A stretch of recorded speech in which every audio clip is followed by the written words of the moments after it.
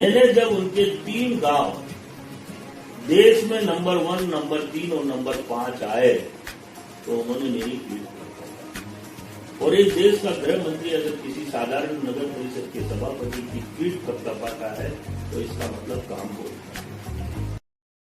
राजनीति का मुझे लोग कहते हैं कि ये बाहर से आया है। मैं कहीं बाहर से नहीं आया। आप जहां बैठे हैं ये मेरा निजी मकान है। पिछले 30 सालों से मेरा मकान है।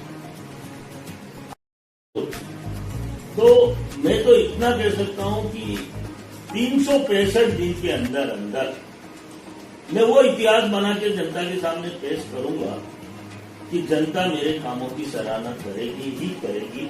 और अगर मैं असफल रहा तो 366वें दिन मैं आम जनता के सामने मेरा इस्तीफा दे दूंगा। ये बात मैं आपको पहले आपके चैनल के माध्यम से हर व्यक्ति तक जहां, लेकिन अगर विभाग अगर मेरी सेवाएं लेना चाहता है तो मैं निश्चित रूप से निःशुल्क बिना किसी लाभ लपेट के इन्हें भयभीत होने की आवश्यकता नहीं है।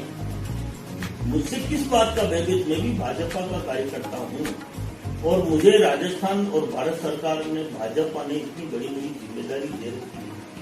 अगर मेरी सेवाएं लेना चाहते हैं तो मैं देने तैयार हूं। मैं वो कर सकता हूं, वो तरीका बता सकता हूं, वो काम करा सकता हूं जो ये सोच नहीं सकते। इसमें मछलियों से क्या, टेंडरों से क्या कोई पहाड़ थोड़ी खड़ा हो सकता है?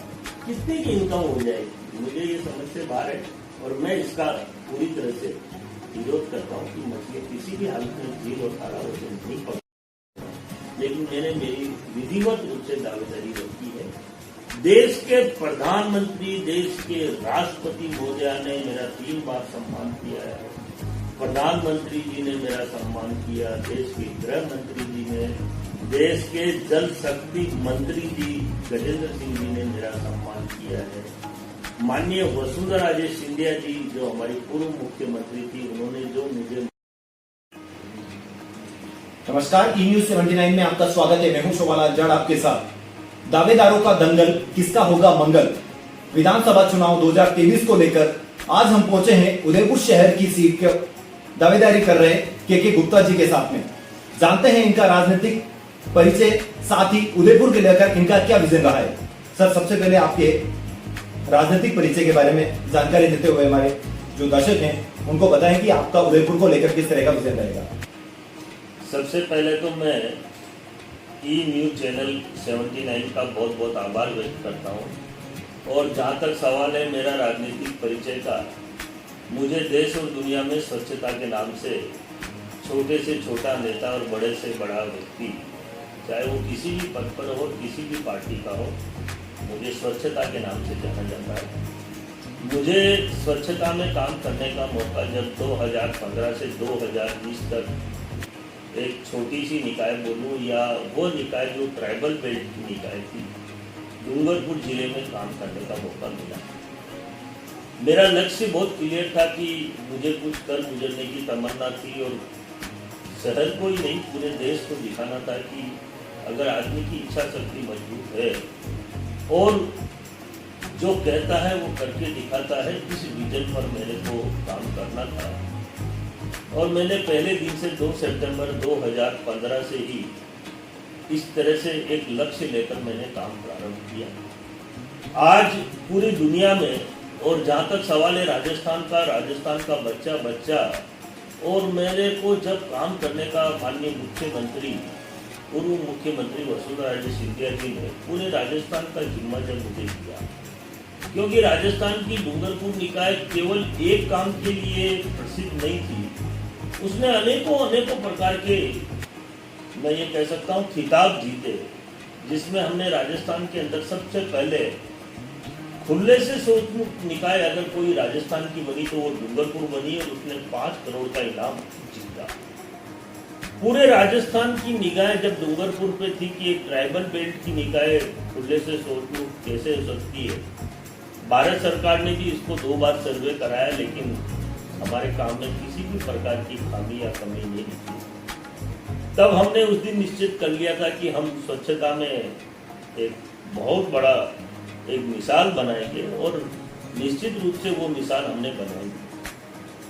स्वच्छता, पर्यावरण, जल, बेटी बचाओ बेटी पढ़ाओ, महिला सशक्तिकरण, जिसमें हमने महिलाओं को 100% जो बेरोजगार महिलाएं थी उनको रोजगार का प्रशिक्षण दिया। और शिक्षा जगत, देखिए मेरा सब्जेक्ट ये सबसे अनोखा और प्यारा सब्जेक्ट है कि हमने शिक्षा जगत में एक ऐसा उदाहरण पूरे देश के सामने प्रस्तुत किया कि आज शहर का बच्चा शिक्षा जगत में किए गए काम की तारीफ करता है। जब भी किसी भी प्रकार की सरकारी नौकरी निकलती थी तो हमारे द्वारा निःशुल्क कोचिंग क्लासें चलाई जाती थी। और क्योंकि शहर में मध्यम और गरीब परिवार के बहुत सारे बच्चे जिनका भविष्य अंधकार में था और हमारा लक्ष्य था कि शहर के अंदर हर व्यक्ति को सरकारी नौकरी में जाने का सौभाग्य मिले, हमने इस पर बहुत अथक प्रयास किया। और शिक्षा जगत में हमने बहुत सारे नए नए नवाचार किए।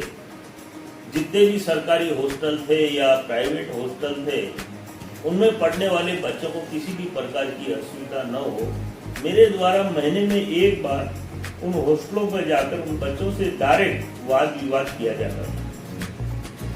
मुझे ये मालूम पड़ा कि शिक्षा जगत में बच्चों के पास किताबों के लिए पर्याप्त पैसा नहीं है या किताब नहीं खरीद पाते या उनको किताबें मिलती नहीं। हमने हमारी लाइब्रेरी में एक नया सिस्टम चालू किया कि कोई भी बच्चा अगर किसी भी प्रकार की किताब को वो चाहता है तो उसके लेखक का नाम और उस किताब का नाम हमारी सुझाव पुस्तिका में लिख दे। हम 3 दिन में वो पुस्तक उस बच्चे को उपलब्ध करा देते।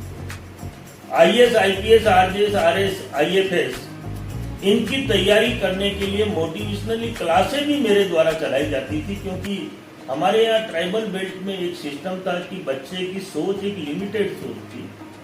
वो पटवारी से बड़ी सोच रखता ही नहीं था, या हेड कांस्टेबल बन जाऊं या कहीं रिट में पास हो के टीचर बन जाऊं। तो हमने इस सोच को भी बदलने का काम किया और उसमें भी हमें काफी हद तक सफलता मिली। अब क्योंकि हमने जिन कामों में हमने माहिरता हासिल की उनकी नकल पूरा देश आज कर रहा है, ये कहते हुए मुझे बड़ा गर्व है, क्योंकि हमने ये सारा काम स्वच्छता का 2018 के अंदर हमने जीरो वेस्ट पर हमारी निकाय को ले आए थे। जीरो वेस्ट का मतलब ये है कि हमारे यहाँ कचरे नाम की कोई चीज ना तो कचरा यार्ड में थी, ना लोगों के घरों से जो कचरा लेते थे उसका हम 100% डिस्पोजल करने लगे। जब लोगों को ये मालूम पड़ा और बड़े बड़े शहरों को कहूँ या मैं ये कहूँ कि अंतर्राष्ट्रीय स्तर पर जब ये चीज चली तो नीदरलैंड की सरकार के कुछ नुमाइंदे हमारे यहाँ आए और WHO के साथ जो काम कर रहे थे, Bill Gate Melinda charity fund, उनके कुछ मेंबर हमारे यहाँ आए और वो दंग रह गए कि एक ट्राइबल बेल्ट की निकाय अगर सॉलिड वेस्ट मैनेजमेंट पर इस तरह का काम कर सकती है तो पूरा देश क्यों नहीं कर सकता। हमारे सामने बहुत बड़ा चैलेंज भी था और समस्याओं का तो मैं कह सकता हूँ कि पूरा पहाड़ था, लेकिन हमने उन समस्याओं का खुलकर सामना किया। जनता का विश्वास जीता, सबसे बड़ी बात। जनता को दिल और दिमाग से हमने ये प्रमाणित कर दिया कि हम आपके साथ हैं और आपके साथ रहेंगे, क्योंकि आप लोगों ने जिस तरह से हमारा मान सम्मान किया है और जिन तरह से आप लोगों ने हमें पदों पर बिठाया, तो हम हमारी जिम्मेदारी से कहीं पीछे हटने वाले नहीं।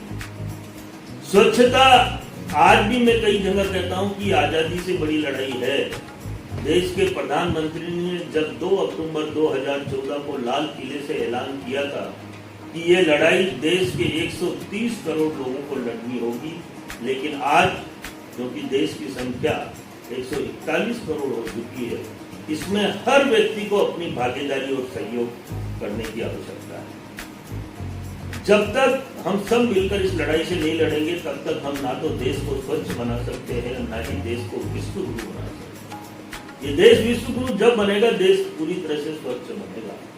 क्योंकि स्वच्छता की ताकत को समझने के लिए ये बात जरूर है कि लोग इतना ही समझते हैं कि जो गंदगी से बीमारियां होती है, उल्टी, दस्त, टाइफाइड, डेंगू, बुखार, क्योंकि ये बीमारियां अक्सर लोग ये समझते हैं, बड़े लोग की ये बीमारियां कोई महत्व नहीं रखती। लेकिन आज भी मुझे कहते हुए बड़ी अफसोस होता है कि जिस गरीब को 2 टाइम का भोजन नहीं मिलता है, जिस मजदूर को हॉस्पिटल जाकर दवाई लेने का समय नहीं मिलता है, या पैसे के अभाव में वो दवाई और डॉक्टर के पास नहीं जा पाता है, उसके पास केवल और केवल मात्र एक ही रास्ता रहता है, मौत। और ये बीमारियां उसको मौत के दरवाजे तक ले जाती है। इसलिए स्वच्छता निहायत आवश्यक है, और लोग इसकी ताकत को अभी तक पूरी तरह से नहीं समझ पाए हैं। बड़े लोगों को भी इसमें सहभागिता निभानी चाहिए, क्योंकि स्वच्छता जहां होगी वहां पर आम जीवन, जो कि देखिए हमारे देश की जो मृत्यु की जो एवरेज एज है वो काफी कम है, उसमें स्वच्छता का रोल बहुत बड़ा है। हमें चाहिए कि हम स्वच्छ अगर देश बनाएंगे तो हमारी उम्र जो ये 67 साल के आसपास एवरेज आता है वो अपने आप ऑटोमेटिक बढ़ जाए। देश में कौन ऐसा व्यक्ति है जो जल्दी मरना चाहता है? मैं एक बात पूरे दावे के साथ कह सकता हूँ, पूरे देश में एक भी व्यक्ति ऐसा नहीं है कि जो जल्दी मरना चाहता है। अब क्योंकि लंबा जीना है तो स्वच्छता पर हमें पूरा फोकस और पूरी ताकत लगाने की आवश्यकता है। इसके अलावा देखिए, हमने हमारे शहर में शुद्ध जल, हमारे जितने भी तालाब थे, कुएं थे, बाव थी, हमने सबको साफ गहरे करके पानी का स्टॉक करने का काम हमने किया। और सबसे बड़ी बात क्या है कि मेरे यहाँ टीडीएस आज भी 700 टीडीएस पानी आता है।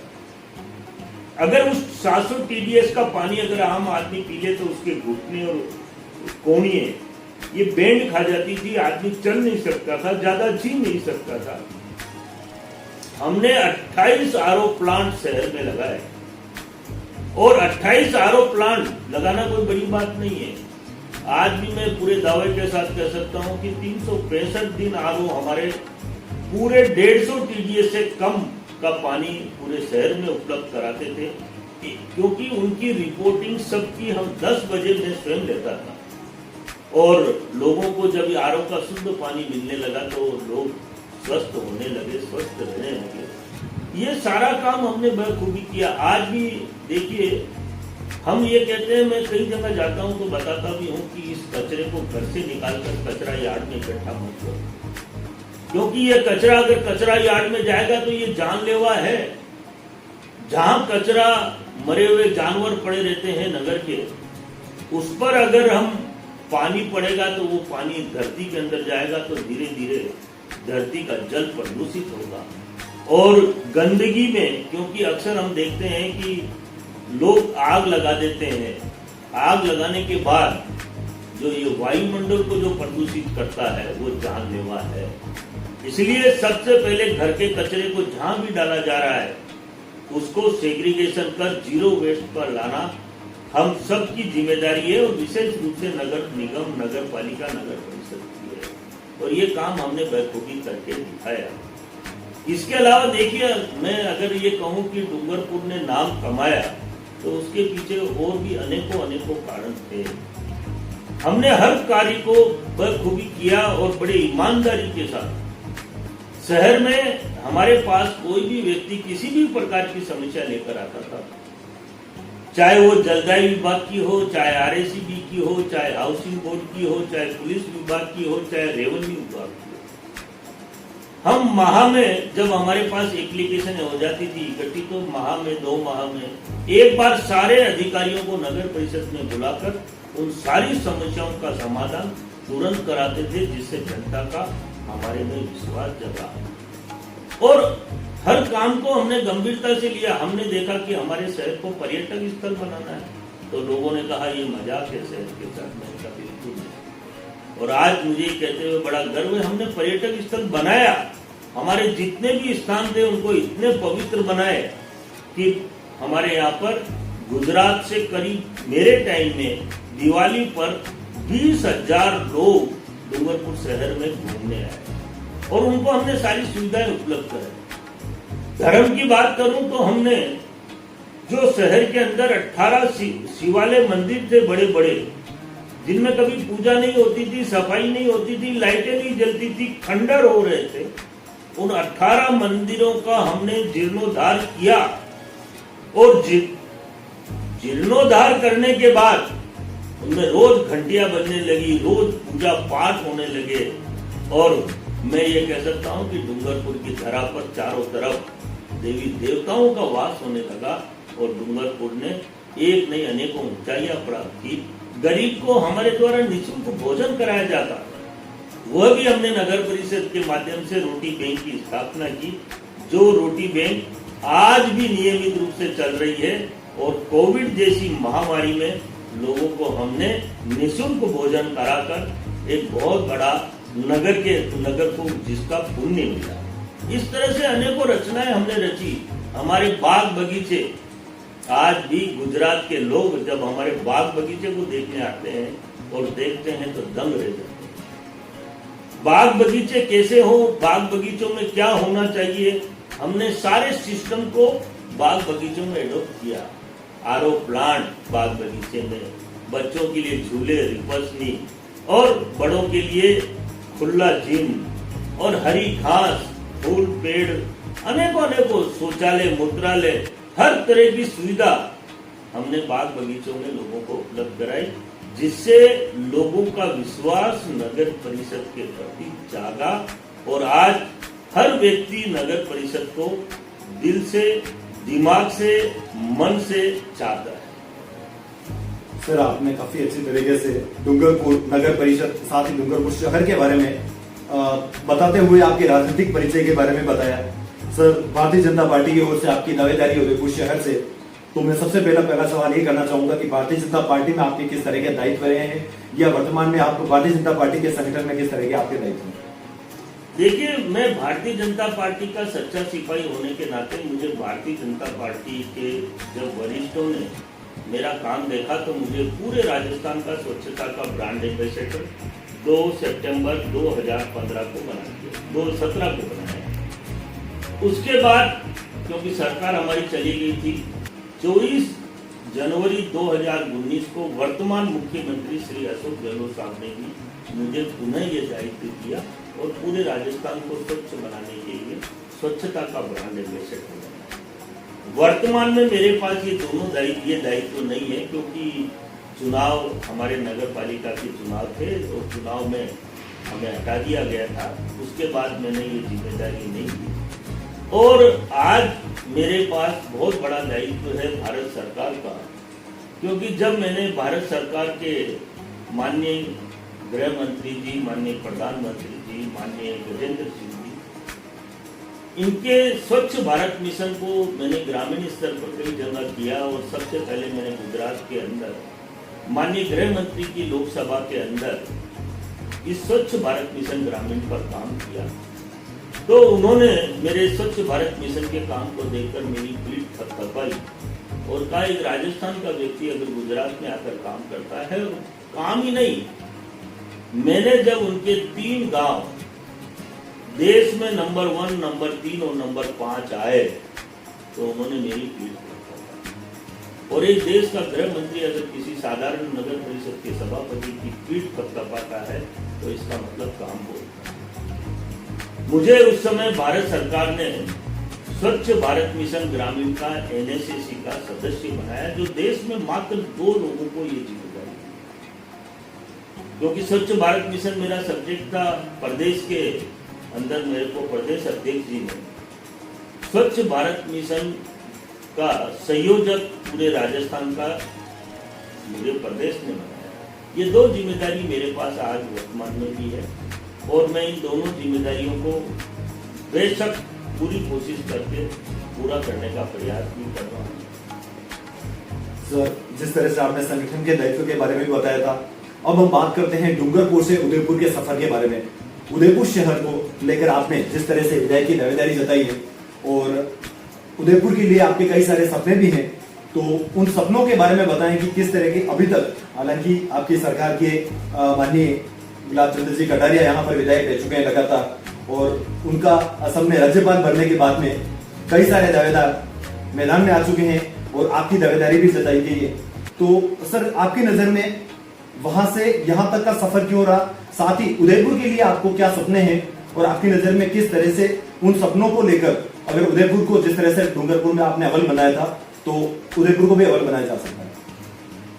देखिए, हमारी पार्टी देश और दुनिया की सबसे बड़ी पार्टी है जहां तक सवाल है कि अभी विधानसभा के चुनाव आ रहे हैं, सभी ने अपनी अपनी दावेदारी रखी, तो मैंने भी, क्योंकि जनप्रतिनिधि होने के नाते हम सबका ये तो रहता है कि हमें काम करने का मौका मिले, और हमने भी विधानसभा के लिए अपनी उम्मीदवारी रखी।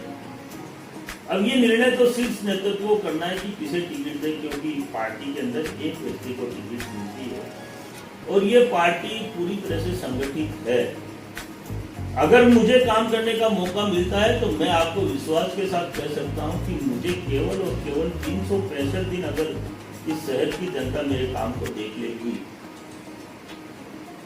जो असंभव था उसको मैं संभव बना सकता हूं। जो किया गया है काम, देखिए काम, अगर विकास की बात करें तो विकास बहुत लंबा है, ये कभी अंत नहीं होता विकास का।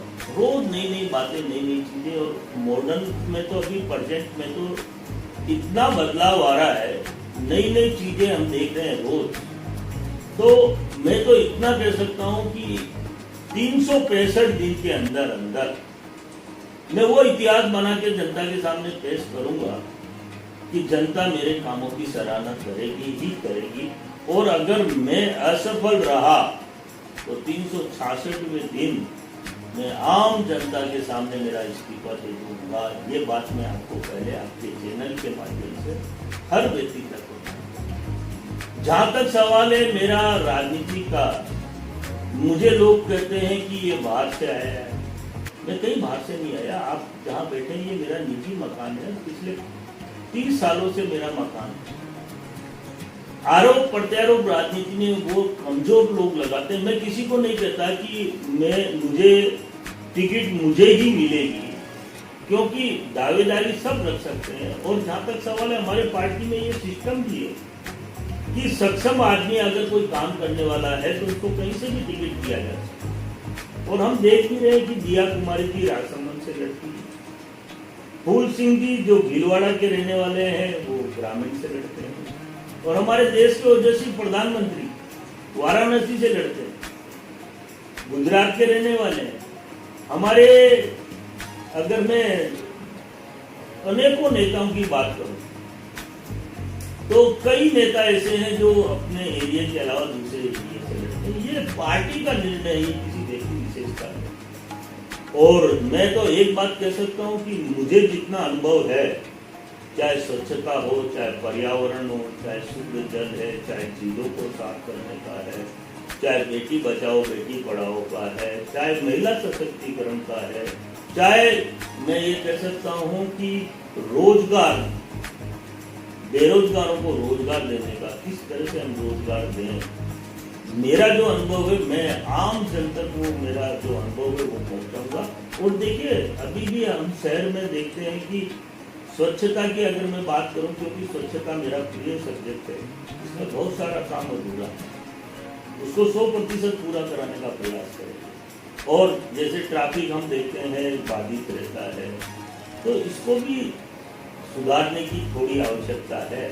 पार्किंग की असुविधा है लोगों को, और सबसे बड़ी बात है कि हमारा पर्यटक स्थल, मैं अगर हर स्थान का नाम लूं तो वो ठीक नहीं, उसमें बहुत सुधार की आवश्यकता है।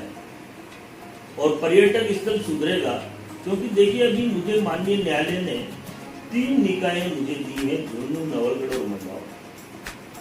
जो निकाय राजस्थान की सबसे गंदी निकाय थी, मेरे 3 माह के कार्यकाल के अंदर मॉनिटरिंग के द्वारा उन तीनों निकायों को मैंने राजस्थान के अंदर स्वच्छता कह दो, चाहे किसी भी प्रकार की मतलब गंदगी के बारे में, जानवर सड़कों पे घूमते थे वो बंद करा दिए, कचरा सड़कों पर नहीं रहता, रात नाइट में स्वीपिंग चलती है, सार्वजनिक टॉयलेट और मूत्रालय, हमारे नगर परिषद का प्रथम दायित्व है कि सार्वजनिक टॉयलेट मूत्रालय इतने अच्छे होने चाहिए कि हमारे घर के भी सार्वजनिक टॉयलेट मूत्रालय उतने साफ नहीं हो, क्योंकि जनता उसमें जाती है, देखती है, माताएं बहनें जाती है। और मुझे कहते हुए अफसोस होता है कि जब मैं राजस्थान यहाँ की, तो मुझे ज़्यादा स्थिति के बारे में जानकारी है, जरूर साफ होते हैं लेकिन इतने साफ नहीं। तो ये सब मेरा सब्जेक्ट है, मैं इस सारे सब्जेक्ट पर गंभीरता से काम करूँगा, और मुझे पूरा विश्वास है कि शहर की जनता मुझे सहयोग करेगी, और वो करेगी जब मुझे मौका मिलेगा। मैंने पहले भी कई बार प्रयास किया कि यहाँ काम करूँ, लेकिन कुछ मेरे भाइयों ने मुझे काम करने से रोका तो मैं रुक गया।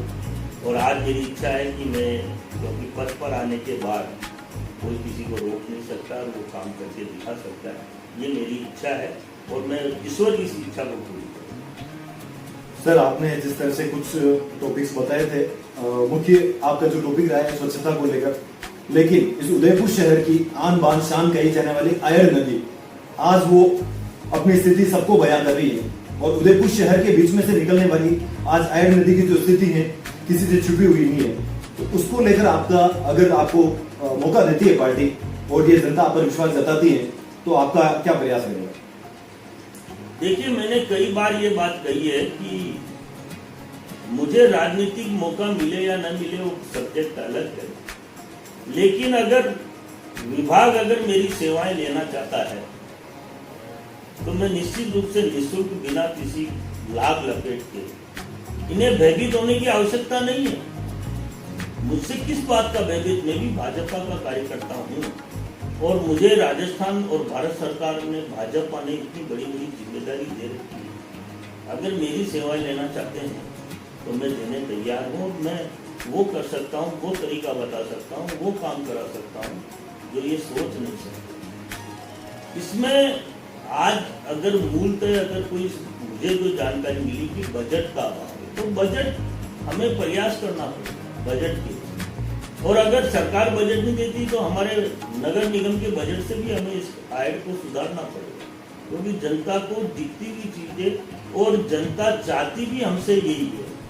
अब सवाल ये उठता है कि हम करें कैसे इसको और क्या करें। देखिए, आज टेक्नोलॉजी इतनी हावी है। अगर मैं अपने गुजरात की बात करूं तो गुजरात की साबरमती को जब हम देखते हैं तो मन प्रसन्न हो जाता है। तो काम ऐसा करो कि नाम हो जाए, और नाम ऐसा हो कि नाम लेते ही काम हो जाए। ये आदमी के भावों पर डिपेंड करता है। और उदयपुर का जहां तक सवाल है, देखिए, एक आईडी नहीं। अभी हमने आज मीडिया में पढ़ा था कि क्षेत्रीय पासपोर्ट कार्य जिसकी निहायत आवश्यकता है, हाई कोर्ट की बेंच जिसकी निहायत आवश्यकता है, काया का बाईपास जिसकी निहायत आवश्यकता है, और उदयपुर से मुंबई की ट्रेन वाया अहमदाबाद जिसकी निहायत आवश्यकता है। ये काम भी हमें प्राथमिकता की दृष्टि से लेनी चाहिए, क्योंकि इससे हजारों हजारों लोग जो तकलीफ पा रहे हैं उनकी तकलीफें दूर होती है। तो काम बहुत है, कामों की कोई कमी नहीं है और मेरा सकारात्मक प्रयास है। और मैं सदैव हमारे पार्टी के बड़े कार्यकर्ताओं के साथ और जनप्रतिनिधियों के साथ मिलकर काम करने में विश्वास रखता हूँ और वो मेरी किसी भी प्रकार की सेवाएं कभी भी ले सकते हैं। मैं सभी तरह से सेवाएं दे सकता हूँ।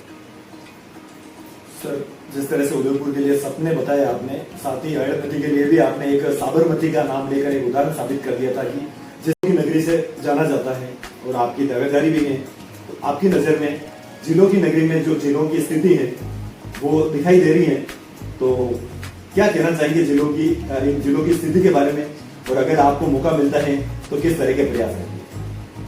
मैंने पहले भी कहा कि देखिए, पानी वो विषय है कि जो बहुत गंभीर विषय है और इस पर गंभीरता से चर्चा होनी चाहिए। जहाँ तक हमने जहाँ काम करने का मौका मिला, हमने वाटर हार्वेस्टिंग के माध्यम से धरती के जल को सींचा।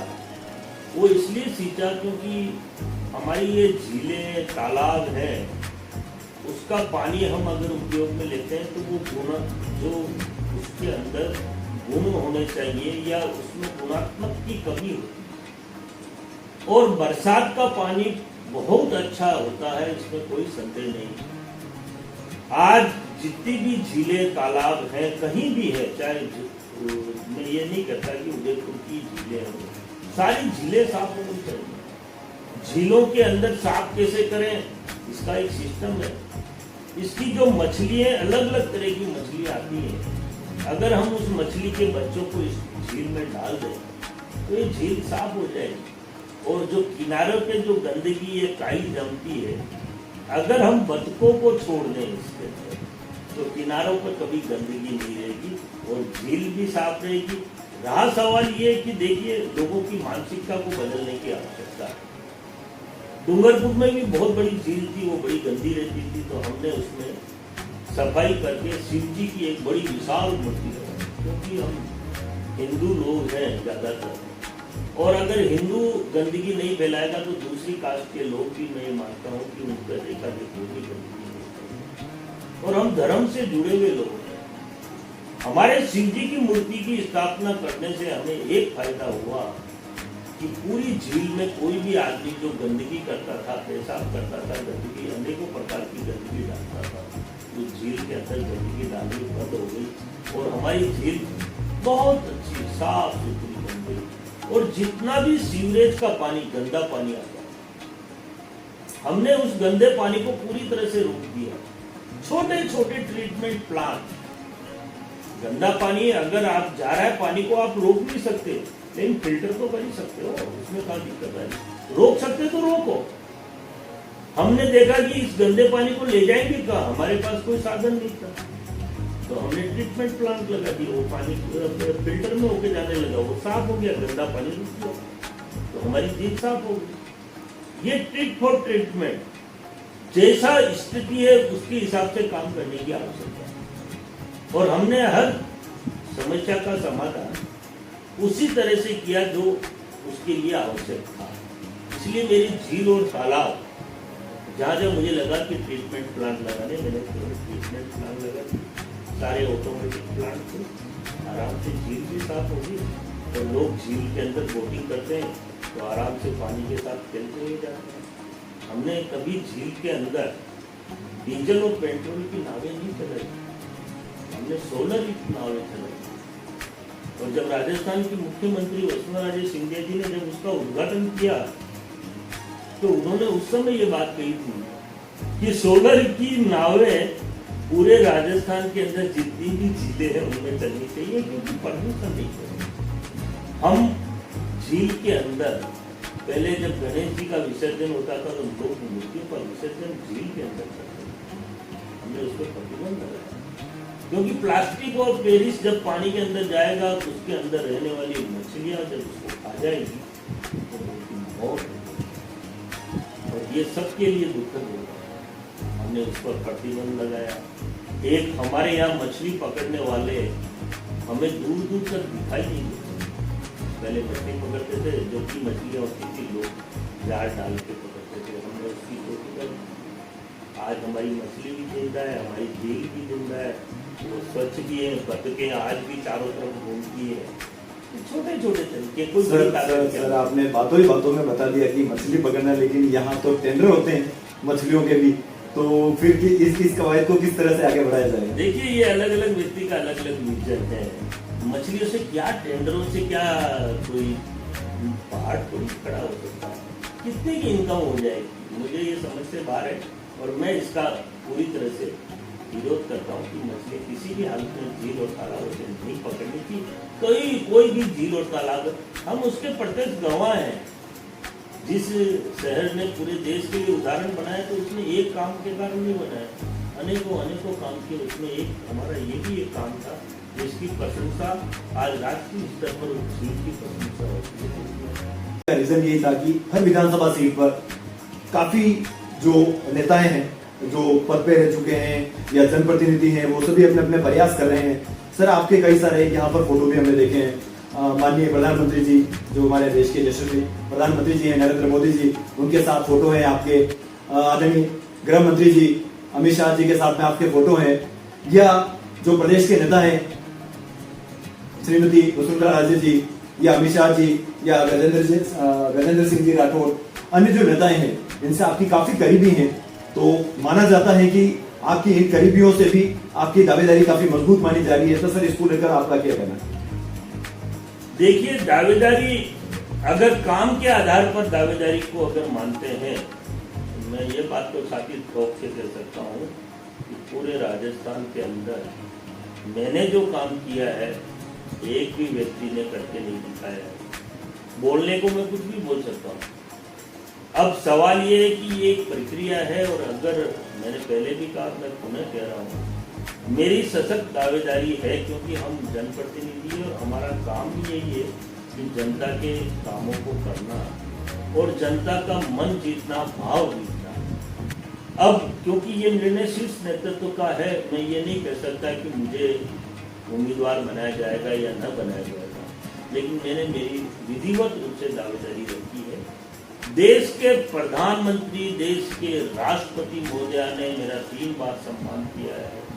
प्रधानमंत्री जी ने मेरा सम्मान किया, देश के गृह मंत्री जी ने, देश के जल शक्ति मंत्री जी गजेंद्र सिंह जी ने मेरा सम्मान किया है। माननीय वसुंधरा राजे सिंधिया जी, जो हमारी पूर्व मुख्यमंत्री थी, उन्होंने जो मुझे मान और सम्मान और आदर और सत्कार दिया है, मैं उसको कभी जीवन में नहीं भूल सकता। माननीय अशोक गहलोत साहब ने जो मेरी तारीफ राजस्थान की वीसी के अंदर, देखिए मैं बीजेपी पार्टी का और एक कांग्रेस का लीडर, टॉप लीडर अगर मेरे काम की तारीफ करता है तो ये मेरे लिए बहुत बड़ी बात है। अब सवाल ये है कि मेरे को प्रदेश के अध्यक्ष जी ने भी मेरे काम की तारीफ की है।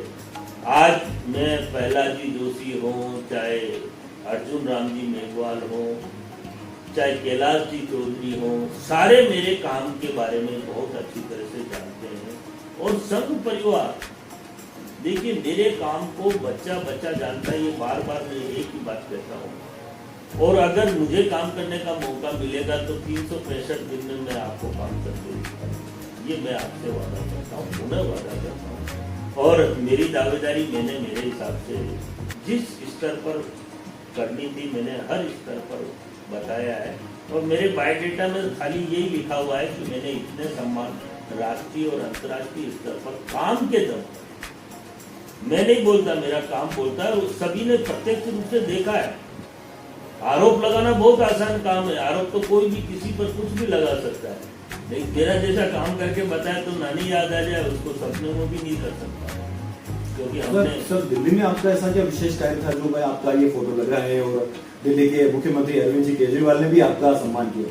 देखिए, दिल्ली कैबिनेट के अंदर माननीय गजेंद्र सिंह जी ने दिल्ली के मुख्यमंत्री जी को कहा कि दिल्ली में पानी की कमी है, और अगर आपको दिल्ली के पानी की कमी को दूर करना है तो राजस्थान के डूंगरपुर शहर के अंदर जो वहां के सभापति हैं वो पानी पर बहुत अच्छा काम कर रहे हैं, और आप जाकर देखें।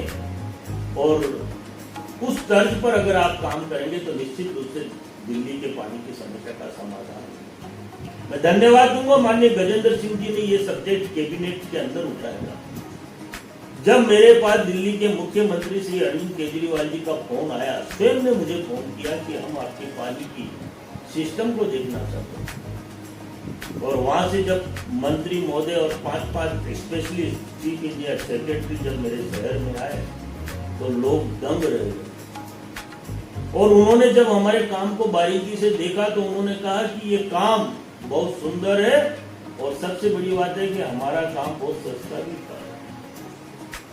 और उन्होंने इतनी प्रशंसा की, उन्होंने शायद 30,000 करोड़ रुपए हमारे काम के पैटर्न पर दिल्ली में खर्च किए, और उसी पैटर्न पर काम किया जिससे दिल्ली की धरती का जल बढ़ा, जल स्तर बढ़ा, और उन्होंने मेरा दिल्ली में सम्मान किया। तो मैं ये कहता हूँ ना, काम बोलता है, हमारा सम्मान नहीं, काम का सम्मान किया, इसीलिए उनका फोटो है। और मुझे सर्टिफिकेट दिया दिल्ली सरकार ने, बेहतरीन जल संरक्षण और संचय पर काम किया। ये सर्टिफिकेट मुझे केंद्रीय मंत्री गजेंद्र सिंह जी ने भी दिया, और अनेकों पानी के ऊपर, जल के ऊपर दिल्ली सरकार ने मुझे कई बार सम्मान दिया। चलिए सर, अब हम सीधा मुद्दे की बात करेंगे। प्रदेश में कांग्रेस सरकार है, और कांग्रेस सरकार द्वारा लगातार अलग अलग तरीके से प्रदेश की जनता है उनको लाभान्वित करने का प्रयास किया है, या लाभान्वित किया भी जा रहा है। जिस तरह से अभी लेटेस्ट में देखा जाए तो महंगाई राहत केंद्र में इनके द्वारा जिस तरह से जनता को महंगाई के लिए कई प्रकार के, जैसे बिजली बिल है, कृषि के जो बिल आ रहे हैं वो है, या स्मार्टफोन है, या फिर यूं कह सकते हैं कि घरेलू कनेक्शन के जो ये है, इस तरह का जो आपके सामने एक, अगर आपको पार्टी मौका दे रही है या प्रदेश चुनाव का जैसे दावा लेकर चलते हैं जनता के बीच में, तो इनका आपके पास क्या तोड़ रहेगा? देखिए, जनता बहुत अच्छी तरह से समझ चुकी है कि इस देश को समृद्ध और मजबूत और विकासशील अगर कोई बना सकता है तो देश का प्रधानमंत्री नरेंद्र भाई मोदी बना सकता है। हम लोग रोज मीडिया में देखते हैं, ये जनता किसी भी तरह के लालच और बहकाव में आने वाली नहीं है।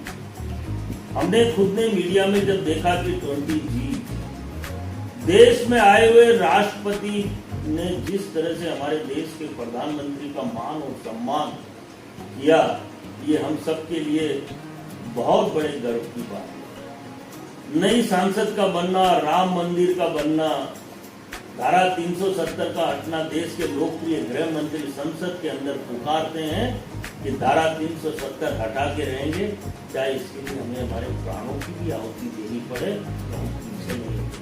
आज से पहले कभी किसी गृह मंत्री ने इतने बोलने की हिम्मत की क्या? ये काम करना चाहते हैं और काम करके दिखा रहे हैं, और जनता इनके काम से बहुत पसंद है। पहले मैं ये कहता हूं कि पाकिस्तान और रोज चीन आग दिखाता था, अब आप इसका जवाब दें, कहां गया पाकिस्तान? नामो निशान खत्म। और चीन जो रोज हमारी सीमा में घुस जाता था, कहां गया चीन? पहले हम रोज घर से निकलते थे, और हमारे बुजुर्ग जब घर से निकलते थे तब हम उन्हें जब तीर्थों पे जाते थे तो गाजे बाजे ढोल मजीरों के साथ उन्हें विदा करने जाते थे। वो इसलिए जाते थे क्योंकि वो सुरक्षित आएंगे या न आएंगे ये मन में भय रहता था, इसलिए हम गाजे बाजे के साथ बोलते थे। हर समाज का व्यक्ति तीर्थों पे जाने से डरता था। रेलवे स्टेशन पर पहुंचता था तो एक माइक जोर जोर से बोलता था कि सावधान, लावारिस वस्तुओं के हाथ मत लगाना, इसमें बम हो सकता है। क्या अब सुना आपने कि बम हो सकता है? क्या अब सुना आपने कि किसी आतंकवादी ने हिम्मत की? लाल किले पे कश्मीर में जब भारत का झंडा, हमारा हिंदुस्तान का झंडा फहराया, तो बहुत बड़े गर्व की बात है। अगर हम ये छोटे छोटे लालच में आ गए तो ये देश कहां जाएगा पता नहीं। लेकिन देश का प्रधानमंत्री ये निश्चित रूप से कोई इंसान नहीं। मैं हर भाषण में ये बात बोलता हूँ, और आज भी दावे के साथ आपके चैनल के माध्यम से जनता को आह्वान करता हूं, ये निश्चित रूप से चमत्कार है, और ये चमत्कार कोई साधारण नहीं। रावण को मारना था इसलिए राम को भेजा, कंस को मारना था इसलिए कृष्ण को भेजा, और इस देश को विश्व गुरु बनाना है इसलिए अमित शाह जी और नरेंद्र भाई मोदी भारतीय जनता पार्टी का नेतृत्व कर रहे हैं। इस देश को विश्व गुरु बनाएंगे जिस दिन देश का हर व्यक्ति अपने आप को गौरवान्वित महसूस करेगा।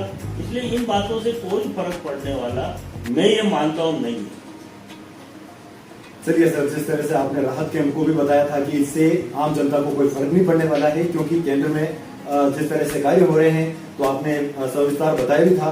सर, मेरा एक छोटा सा सवाल है कि आपने डूंगरपुर का पूरा मॉडल हमारे चैनल के माध्यम से शहरवासियों को या फिर हमारे दर्शकों को दिखाना चाहा है आपने, लेकिन आपको जिस तरह से ये मॉडल आपने दिखाया है, आपने दावेदारी भी जताई उदयपुर शहर से। अगर पार्टी आपको मौका नहीं देती है तो क्या ये मॉडल उदयपुर लागू होने के लिए आप जो जिनको मौका देंगे उनके साथ में रहकर आप प्रयास करेंगे? सर देखिए, मैंने पहले भी कहा, मैंने कई बार प्रयास किया। मैंने राजस्थान की 195 निकायों में काम किया, और आज मैं जहां भी जाता हूं उदयपुर छोड़, मुझे बड़ा सम्मान और आदर और सत्कार के साथ मेरे से मेरे विजन को लोग लेने के लिए तैयार रहते हैं।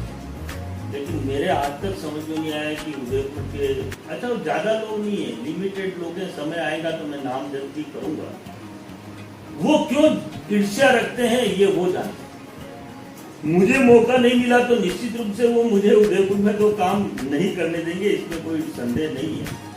और मैं तो आज भी, मैं तो देखिए, मैं आपको एक बात और बड़े स्पष्ट शब्दों में कहती हूँ,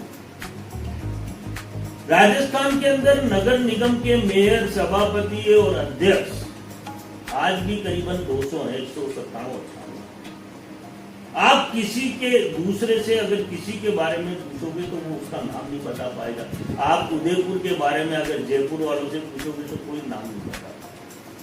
अगर आप 2015 और 20 की बात करोगे, डूंगरपुर में सभापति कौन था, तो मैं ये मानता हूं कि 1 सेकंड में वो के गुप्ता बता है,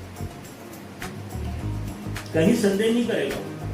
मुझे देश का छोटे से छोटा नेता, पंच से लेकर राजस्थान का मुख्यमंत्री तक भी काम की वजह से जानता है, और देश का संसद से लेकर राष्ट्रपति तक काम की वजह से के गुप्ता को जानता है, इसका मतलब मैंने कुछ किया है।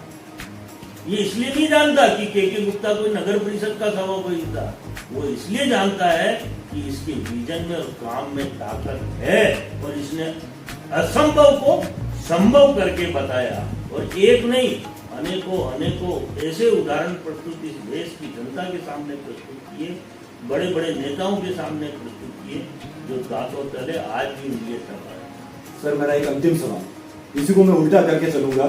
पार्टी आपको मौका देती है, भारतीय जनता पार्टी आपको उदयपुर शहर का प्रत्याशी के रूप में अगर आपको टिकट दे देती है, तो ये जो अभी दावेदारी कर रहे हैं, जो कि आप ये कहना चाह रहे हैं कि उदयपुर शहर में आपको नहीं घुसने दे रहे या आपको कार्य करने के लिए साथ में नहीं दे रहे, तो आप उनको कैसे मनाएंगे? देखिए, राजनीति में एक बात जरूर है, अगर मेरे पास कोई दायित्व आ जाता है, देखो है तो हम सब एक ही, लेकिन कोई क्यों डरता है, ये अलग अलग बातें हैं। ये प्रतिस्पर्धा का जमाना है, कोई अच्छा करता है तो हम उसको सपोर्ट नहीं करते, ये कई जगह है। ये मेरी ताकत और ऊर्जा से मुझे लगता ही है, हकीकत क्या है वो ईश्वर जाने। इनको कहीं कहीं भय है कि मैं उदयपुर में आ गया तो इनकी गद्दियां छीन लूंगा, जबकि गद्दियां किसी की परमानेंट स्थायी राजनीति में नहीं रहती। काम करने वाले को तो जनता भी चाहेगी, राजनेता भी चाहेंगे, और जिसको जनता चाहेगी उसको कोई रोक नहीं सकता है। ये तो हमारी मर्यादा है, हम मर्यादाओं के अंदर रहते हैं, क्योंकि हम उस पार्टी के कार्यकर्ता हैं जो पार्टी देश और दुनिया में एक अपनी अलग पहचान रखती है। और हमारे, मैंने पहले भी कहा और अभी भी कह रहा हूँ कि इस देश को विश्व गुरु बनाने वाली पार्टी का हमें कार्यकर्ता होना ही अपने आप में बहुत बड़े गौरव की बात है। और मुझे तो इतना बड़ा पद दे रखा है पार्टी ने, मैं आज भी कहता हूँ कि विधायक से बड़ा पद तो मेरे पास ऑलरेडी है। स्वच्छ भारत मिशन भारत सरकार का, जिसके अंदर केवल 2 आदमी और उसमें मैं एक आदमी है, मेरे 7 सेक्रेटरी हैं उसके अंदर भारत सरकार के, और 2 हम आदमी हैं नॉन पॉलिटिशियन कह सकते हैं। ये कोई कम उपलब्धि तो, मैं तो इसको भी बहुत बड़ा सम्मान मानता हूँ पार्टी का। उपलब्धि की नहीं, मुझे मेरा एक ही बात थी कि आपको जैसे बाहरी कैंडिडेट भी माना जाता है और आपने इसका स्पष्टीकरण भी दे दिया था, तो इसके लिए अगर आपको आपके जो कार्य जिस तरह से आपने बताए थे, आपके कार्य को देखते हुए भारतीय जनता पार्टी आपको मौका देती है, तो मेरा ये था कि आपके स्थानीय जो कार्यकर्ता हैं जो अभी लाइन में चल रहे हैं, आप उनको मनाने का कैसे प्रयास करेंगे? देखिए, हम परिवार के सदस्य हैं, उनको 1 घंटे के अंदर मना दूंगा, ये गारंटी है, ये आपको विश्वास दिलाता, और वो मान भी जाएंगे। जब तक, देखिए, जब तक दायित्व नहीं मिलता है तब तक हम आपस में एक दूसरे को प्रेम या ये कहने की मेल मिलाप नहीं करते। और जिस दिन दायित्व मिल गया तो हम सब एक है, निश्चित रूप से हम एक हो जाएंगे, इसमें कोई संदेह नहीं। और हर जगह हम उदाहरण है ना, जो आदमी पार्टी के अंदर आता है या उसको कोई जिम्मेदारी मिलती है तो कार्यकर्ता उसकी बात मानते हैं। कार्यकर्ता का मतलब यही है कि ये पार्टी कार्यकर्ताओं के दम पर टिकी हुई है, लेकिन कुछ लोग, ज्यादा नहीं है। आप ये समझ रहे हैं कि मेरे को 10-20 लोग मेरे खिलाफ है, बिल्कुल नहीं। मेरे खिलाफ 2-3 लोग हैं, ज्यादा लंबी चौड़ी लिस्ट नहीं है, और वो अपना नहीं मानेंगे तब भी कोई फर्क नहीं पड़ता। उनके नाराज होने से ऐसा नहीं कि कोई ये कहे कि मेरे से ये प्रति चल रही है या मेरे से ये देश चलेगा, ऐसा नहीं। इंदिरा गांधी जी जब मरी थी, लोग कहते थे देश कैसे चलेगा, आप देख ही रहे हो देश कैसे चल रहा है, कई गुना बेहतर चल रहा है, और आगे और बेहतर चलेगा। देश कभी रुकता नहीं, विकास कभी रुकता नहीं है, काम किसी का कभी रुकता नहीं, ऐसी मेरी सोच है। और निश्चित रूप से ये मनमुटाव हमारे खत्म हो जाएंगे और हम मिलकर काम करेंगे।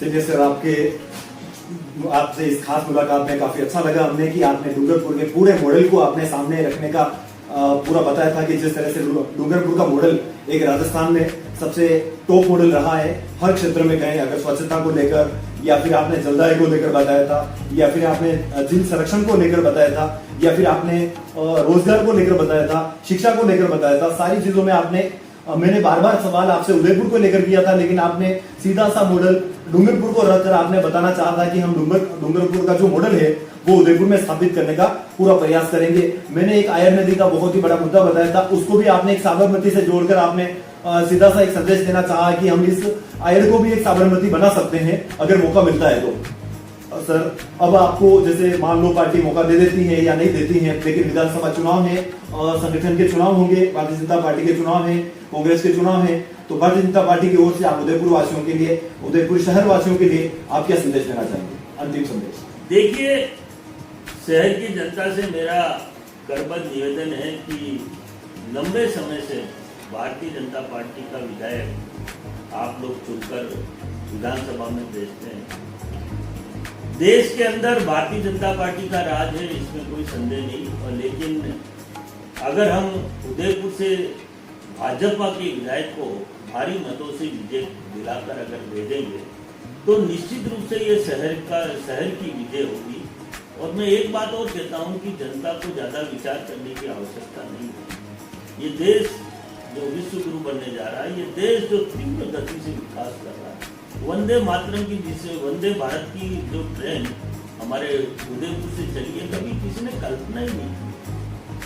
ऐसे नए नए चमत्कार, और मैं कहता हूं कि ये आविष्कार है, ये इस देश में हो रहे हैं। और फिर भी अगर हम कोई मन के अंदर दुराचार रखें, दुर्भाव रखें, हमें बिल्कुल नहीं रखना चाहिए। कोई भी उम्मीदवार हो, इतनी ताकत और ऊर्जा के साथ उसका समर्थन और सपोर्ट करो कि पूरे राजस्थान का एक इतिहास बने कि उदयपुर से भाजपा का जो भी विधायक है, जो भी पार्टी जिसको टिकट देगी, वो भारी मतों से जीतकर विधानसभा का ही नेतृत्व नहीं करेगा, वो पूरे राजस्थान का नेतृत्व करे, उसको मान और सम्मान मिले और राजस्थान में उसको कहीं न कहीं मंत्री पद मिलेगा। जब हम ज्यादा से ज्यादा वोटों से उसको जिताएंगे तो हमारी सारी समस्याएं जो भी विधायक बनेगा निश्चित रूप से पूरी करेगा। ये मेरा बहुत बहुत धन्यवाद सर, आपने हमारे इस दावेदारों का दंगल किसका होगा मंगल कार्यक्रम में हमारे सवालों को भी काफी अच्छे तरीके से जवाब दिया। साथ ही आपने अपने जो इस कार्यक्रम में अपने विजन बताए थे उदयपुर के लेकर, चाहे वो डूंगरपुर के मॉडल के माध्यम से बताना चाहा, वो भी काफी स्पष्ट रूप से बता दिए थे कि किस तरह से अगर आपको पार्टी मौका देती है और अगर आपको ये जनता आप पर विश्वास जताती है तो आप उदयपुर शहर के लिए किस तरह से कार्य करेंगे। बहुत बहुत धन्यवाद।